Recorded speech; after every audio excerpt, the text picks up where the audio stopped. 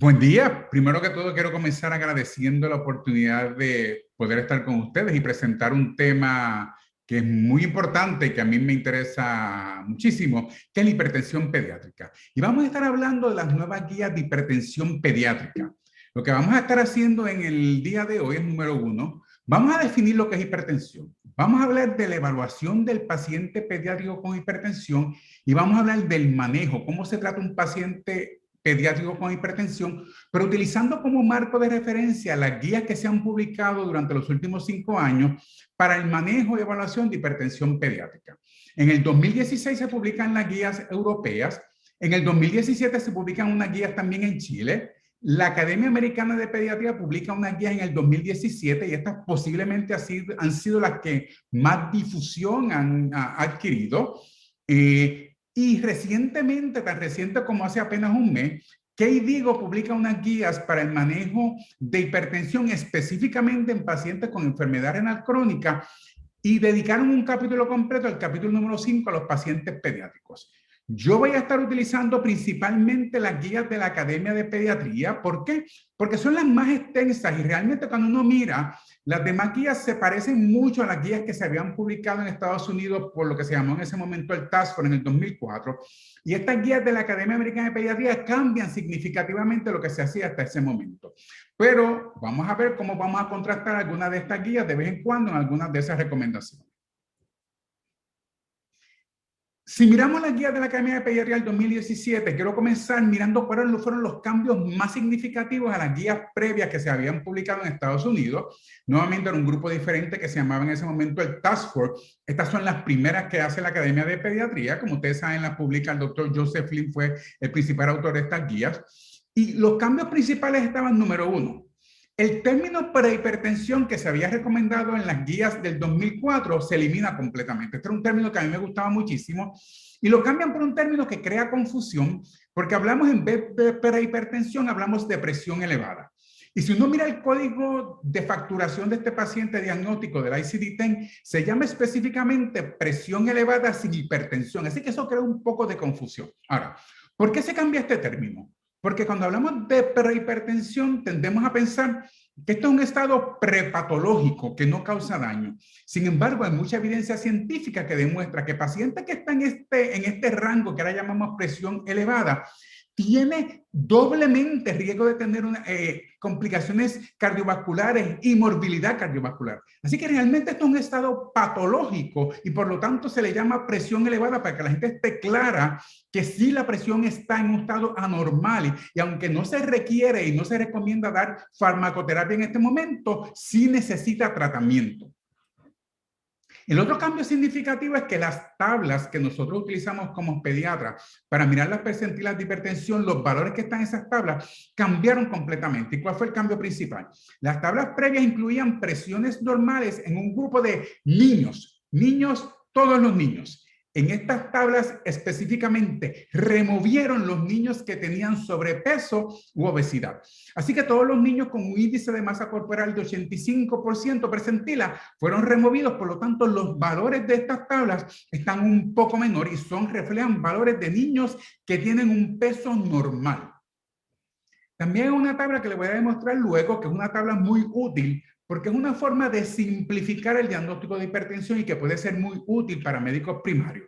En vez de mirar las tablas grandísimas que son un poco más complejas, si usted tiene un paciente en su oficina, usted mira esta tabla, busca 5 años varón. Si está menor que el valor que dice esa tabla, usted puede estar seguro que ese paciente no tiene hipertensión. Si está más elevado, entonces tiene que utilizar las tablas para clasificar la hipertensión. Lo otro importante, cambio importante, fue la definición de hipertensión en adolescentes. En las guías anteriores se hablaba de mayores de 17 años o una vez pasara la 90 percentila. En este caso lo que están diciendo es todo adolescente mayor de 13 años, usted va a seguir las recomendaciones de adulto, va a utilizar las guías de adulto y se olvida de estas tablas. Así que en este momento utilizamos estas tablas solamente hasta los pacientes pediátricos menores de 13 años de edad, pero todos los adolescentes vamos a utilizar las guías de adulto, que son las guías que publicó la American Heart Association como un año antes de las guías pediátricas. Otro cambio importante es que se amplifica, se hace un énfasis especial en el rol que tiene el monitoreo ambulatorio de presión arterial, el MAPA, y se recomienda con mucho más énfasis de lo que se recomendaba en el pasado. Hay una revisión de cuándo se hace un ecocardiograma comparado a lo que se hacía previo. Y si vamos a empezar a hablar entonces de definición, ya dijimos que para los adolescentes mayores de 13 años la definición que vamos a utilizar es los adultos. Y esta es la definición de la American Heart Association para adultos. Así que esto no solamente aplica a adultos, aplica a todos nuestros pacientes adolescentes. Y en este grupo, entonces hablamos y decimos que una presión es normal si está menor de 120/80. Ahora, cualquier presión sistólica entre 120 a 129 se considera presión elevada. La diastólica se tiene que mantener menor de 80. ¿Por qué? Porque cualquier diastólica mayor de 80 ya lo coloca automáticamente en hipertensión estadio 1. ¿Qué es hipertensión estadio 1 en un adulto? Hipertensión estadio 1 en un adulto es presión sistólica entre 130 a 139 o una presión diastólica entre 80 a 89. Cualquier presión en un adulto mayor de 140 a 90 es hipertensión estadio 2. Así que si comparamos con las previas, sí, se bajaron un poco los valores y estamos siendo mucho más agresivos, tratando de mantener una presión, un control mucho más bajo. En este grupo de adultos hubo una diferencia con los adultos mayores, que no es una población que nosotros evaluamos ni tratamos, por lo tanto nos vamos a hablar de las recomendaciones específicas para adultos mayores. ¿Cuál es la definición de acuerdo a la Academia de Pediatría de 2017 de hipertensión pediátrica? Pues hablamos que presión normal es similar a la anterior. Paciente que tiene presión arterial menor de 90 percentila para edad, género y estatura, eso es presión normal. Lo que llamábamos antes prehipertensión, ahora se considera presión elevada, que es presión que está entre la 90 y 95 percentila. Ahora, para las próximas categorías hubo un cambio. Ustedes recuerdan que hablamos de la 95 a la 99 y de la 95 a la 99 más 5. Aquí estamos hablando que hipertensión estadio 1 es sistólica y o diastólica entre 95 a la 95 más 12 milímetros de mercurio. O sea, usted mira el valor de la 95 y le suma hasta 12 más. En ese rango es hipertensión estadio 1. Cualquier presión sistólica diastólica que está mayor de la 95 percentila más 12 milímetros de mercurio es hipertensión estadio 2. Si comparamos y contrastamos las guías americanas aquí en la tabla al lado derecho con las guías europeas al lado izquierdo, vamos a ver que la primera definición de lo que es normal es exactamente idéntica para los pacientes menores de 13 años. Luego en 13 años es que empiezan a haber cambios aquí. Ahora, presión normal, lo que llamamos prehipertensión, que ahora llaman los europeos presión normal alta, y las guías americanas llaman presión elevada, 90-95 percentila. Ahora, para estadio 2, las guías europeas siguen utilizando la definición previa de hasta la 99 más 5, las guías americanas 95 más 12 mililitros de mercurio como el límite para dividir entre estadio 1 y estadio 2. Así que ahí en ese rango hay una diferencia significativa entre ambos grupos. Estas son las guías chilenas, y cuando usted mira las guías chilenas que se publicaron en 2017 se publican en la revista Archivo, nuestra revista de ALANEP en el 2018. Esta guía realmente es básicamente idéntica a lo que estábamos hablando del Task Force de 2004 de las guías americanas. Esta es la nueva tabla. Le había dicho que las nuevas tablas de presión arterial eliminaron niños con índice de masa corporal mayor de 85 percentila, así que ellos no están incluidos entre estas tablas. Y esta tabla es una tabla que es más fácil de entender. ¿Por qué? Porque en la parte de arriba tenemos sistólica y diastólica que va subiendo de acuerdo a la percentila de estatura. Pero además de poner la percentila de estatura, en el pasado usted tenía que medir el niño, ir a las curvas de crecimiento, buscar la percentila. Ahora usted no tiene que hacer eso. Usted mira la altura del niño y además de darle la percentila, ellos le ponen la altura del niño en pulgadas y en centímetros. Así que con tener la altura usted puede ir directamente a la tabla sin tener que buscar la percentila y automáticamente la busca en la tabla. Esta tabla tiene 50, 90, 95 percentilas, pero luego tiene 95 más las 12 milímetros de mercurio para definir lo que es estadio 2 y ya le sumaron los 12 milímetros de mercurio. Usted no tiene que hacer el ejercicio. En las previas usted tenía que sumar los 5 milímetros de mercurio. Aquí ya está sumado y la última línea entonces sería cualquiera mayor de lo que estamos en la última línea, sería estadio 2. Así que es una tabla mucho más fácil porque hay mucha más información y más fácil de conseguir esa información. Le había hablado que entre las guías, uno de los cambios en las guías nuevas es esta tabla que es bien útil. Y yo se la recomiendo a los pediatras primarios, a los médicos primarios, porque es una buena tabla de cernimiento. Esta tabla usted la tiene guardada o la tiene en su oficina y un médico primario tiene un paciente de 3 años de edad varón. Si esa presión de ese varón está menor de 101,58, puede estar seguro que está normal, no tiene que hacer más nada con la presión.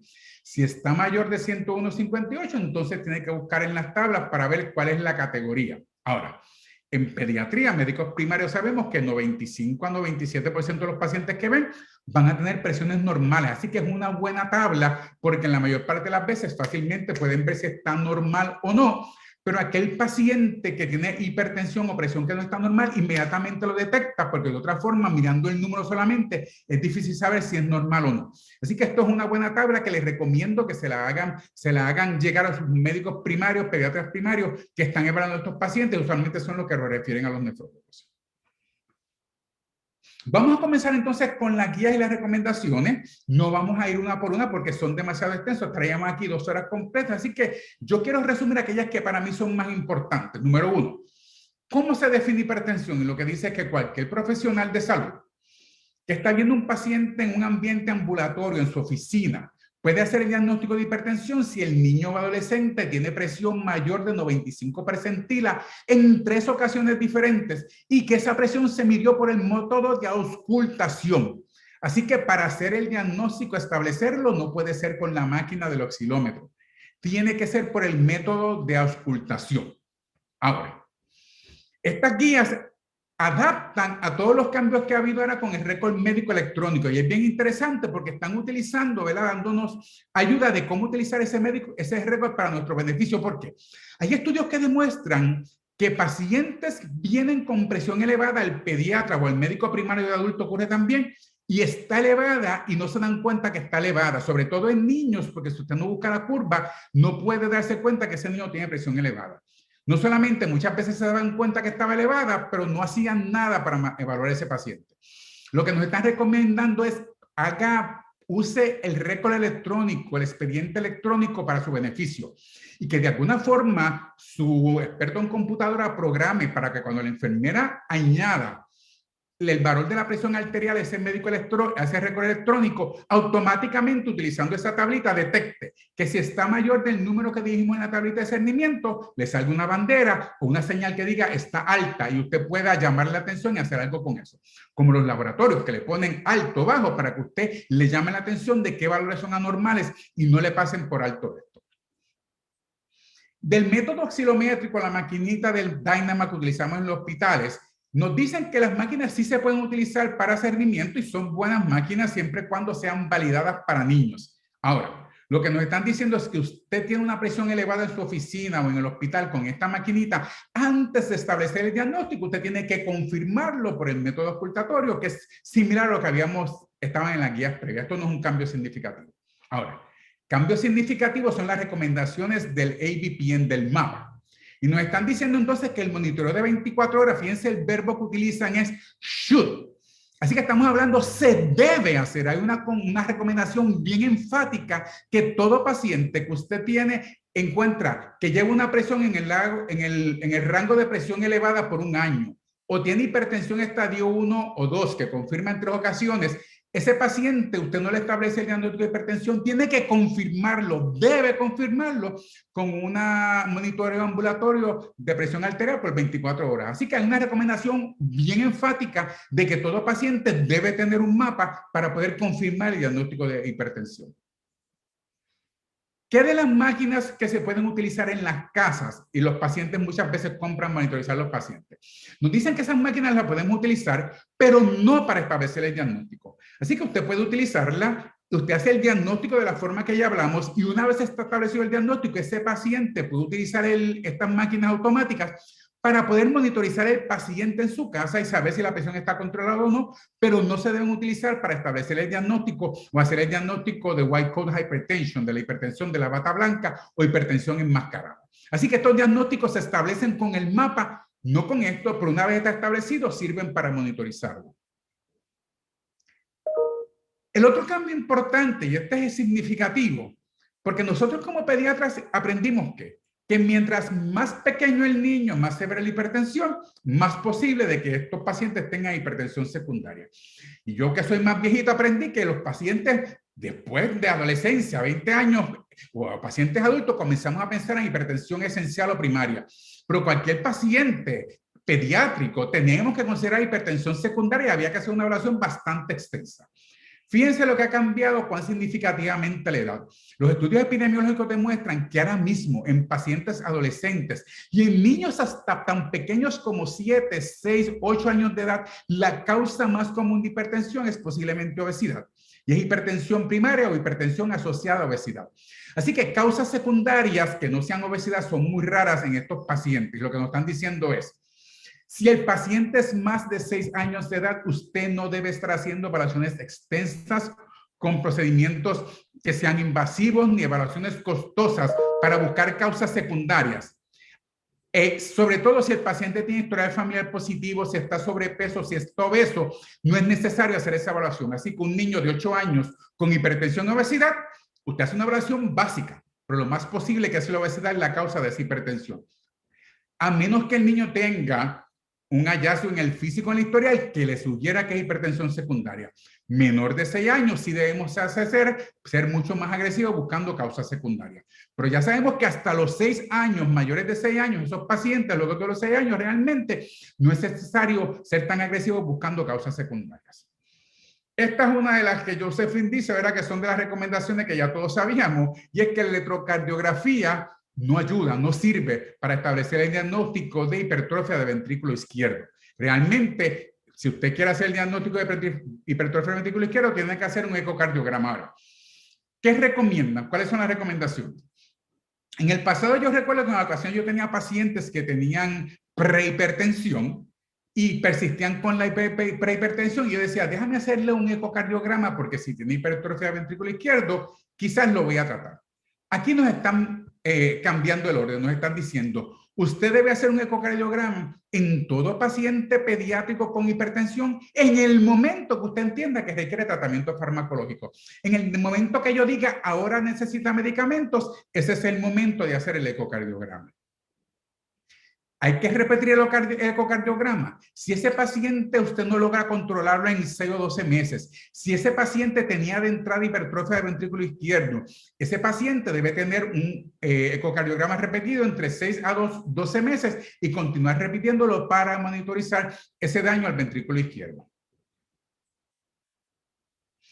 Una recomendación importante también, porque se utiliza mucho, es utilizar el sonograma. El sonograma con Doppler y duplex. Muchas veces hacemos este sonografía, y utilizamos el Doppler para diagnosticar estenosis de la arteria renal. El sonograma es esencial para mirar anatomía, mirar causas anatómicas, ¿verdad? Mirar el tamaño de los riñones. Sin embargo, lo que nos están diciendo, el Doppler tiene bien poco significativo y no es tan confiable en niños menores de 8 años y niños obesos. Así que nos están diciendo, si usted quiere hacerlo, puede utilizarlo para descartar estenosis de arteria renal en niños mayores de 8 años que tengan un peso normal y que sean cooperadores. Si el niño está obeso o sobrepeso, menor de 8 años o no coopera, ese estudio no va a ser de ayuda. Yo personalmente usualmente no los hago porque cuando yo tengo una sospecha de estenosis de la arteria renal, voy directamente a la angiografía por CT o hago la angiografía por MRI.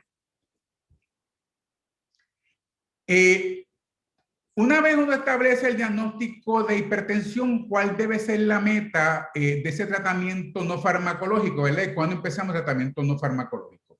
Lo que nos están diciendo, el tratamiento no farmacológico, ¿verdad? De ese paciente de hipertensión, el tratamiento farmacológico se debe hacer, ¿para qué? Para esa presión sistólica y diastólica, mantenerla menor de la 90 percentila o menos de 130/80 en pacientes menores de 13 años. Así que queremos presiones normales. en el momento de hacer el diagnóstico de hipertensión, ¿qué cosas podemos hacer como tratamiento no farmacológico inicialmente? Pues número 1, dieta. Y la dieta que recomiendan es la famosa dieta DASH, que recomienda la Asociación Americana del Corazón, porque hay mucha evidencia y muchos estudios que esta dieta ayuda y es efectiva disminuyendo la presión arterial. Pero otra cosa importante para nosotros, nefrólogos pediátricos, por los pacientes que vemos en adolescentes, es la actividad física. Y esto ha ido recomendando, incrementando la cantidad de actividad física. Así que se recomienda actividad física moderada a vigorosa, de 3 a 5 días, de 30 a 60 minutos por sesión. Así que la recomendación usualmente es casi todos los días y tratar de ir hasta 1 hora. Puede empezar 3 días a la semana, 30 minutos, pero la meta es ir aumentando a que sea por lo menos 5 días a la semana y si es posible, que sean 60 minutos de actividad física vigorosa. Si el paciente falla a esa terapia de modificación, bajar la dieta, bajar el peso y no mejora el paciente, o el paciente tiene hipertrofia ventrículo izquierdo, o el paciente tiene hipertensión estadio ya 2 o sintomática, hay que comenzar el tratamiento farmacológico. Ahora, cuando miramos el tratamiento farmacológico, ellos nos dan una recomendación bien amplia. Puede empezar con un inhibidor de ECA, puede empezar con un bloqueador de renina-angiotensina, puede empezar con un bloqueador de los canales de calcio de larga duración, o utilizar un diurético de tiazida. Así que hay bastantes recomendaciones y usted puede escoger en esos pacientes, si tiene una causa específica, cuál es el más eficiente, pero cualquiera de esos medicamentos podrían ser su primera alternativa. Y estas son las guías en términos de las metas cuando comparamos Europa con Estados Unidos en las guías. Nuevamente, las europeas decían menos de la 95 percentila, menos que haya comorbilidad. Las americanas dicen menos de la 90 percentila y en pacientes con enfermedad renal crónica menor de la 50 percentila. En pacientes con enfermedad renal crónica, que es la población que nosotros tratamos, entonces nos dicen que ese paciente se debe medir la presión cada vez que usted lo evalúe, cada vez que usted lo vea o en sala de emergencia, no es solamente una vez al año. Y que ese niño hay una recomendación de hacerle mapa todos los años a ese paciente para seguimiento y se debe hacer el mapa y la meta de tratamiento de ese paciente es mantener un mapa promedio con una presión promedio de monitoreo de 24 horas menor de la 50 percentila y que esa debe ser la meta. Así que nuevamente hay una indicación específica de mapa para pacientes que tienen enfermedad renal crónica. Si usted mira las guías de KDIGO, que le digo que acaban de publicar, que todavía están publicadas solamente en guía electrónica, recomienda básicamente lo mismo, que se utilice el monitoreo de 24 horas ambulatorio y mantener ese monitoreo menos de la 50 percentila, y se sugiere que esa presión se monitoree con el mapa por lo menos una vez al año, pero que en su oficina con el método de la ocultación por lo menos cada 3 a 6 meses. Y en los pacientes que tienen enfermedad renal crónica, y estas son otras cosas que ya sabíamos todos, debemos utilizar inhibidores de ECA o bloqueadores de renina-angiotensina como primera línea, a menos que el paciente tenga una contraindicación, como podría ser hipercalemia. El paciente con proteinuria, más todavía tenemos que utilizar el inhibidor de ECA o bloqueador del sistema de renina. Y en pacientes que tienen hipertensión severa o life-threatening, ¿cuán rápido tratamos a ese paciente? Lo que nos dicen es que un paciente con una emergencia hipertensiva, en las primeras 8 horas la meta es bajar solamente 25% la presión, disminuirla, no es llevar la normalidad en 24 horas para evitar complicaciones en el tratamiento de ese paciente. Importante con nuestros pacientes pediátricos con deporte competitivo, queremos que sigan haciendo ese deporte competitivo y lo que hacemos es que si está menor de estadio 2, el paciente puede empezar a competir. Antes hablábamos que tenía que estar completamente controlado, decimos que solamente vamos a prohibir deporte competitivo si está sobre estadio 2. Una vez menor de estadio 2 puede comenzar a hacer deporte competitivo. Y esta es una tabla que recomienda, ahora se la voy a dejar aquí, van a tener acceso a ella. Están en la guía qué evaluación empezar a hacer los pacientes por estadio, ¿verdad? Dependiendo de la severidad del paciente, en qué pacientes hay que hacer cada cosa. Así que con esto termino mi charla. Le doy muchísimas gracias a todos por invitarme nuevamente y estoy disponible para cualquier pregunta. Muchas gracias.